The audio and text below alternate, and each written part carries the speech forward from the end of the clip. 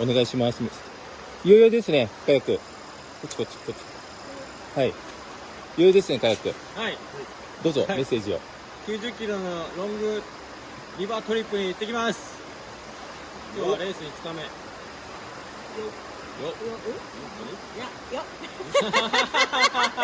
暗闇でのスタートとなりましたけど、どうですか？いやー、ちょっとね、数日前に雨が降ったので、結構増水してるみたいで、特にてっちゃん緊張してます。ちょっとね、頑張ります、でも。はい。結構ね、シビアですけども、リスクはちょっと高いですが、前半は慎重に、午後が明けるまでの3時間ちょっと慎重にいきたいと思います。現状の目標を教えてください。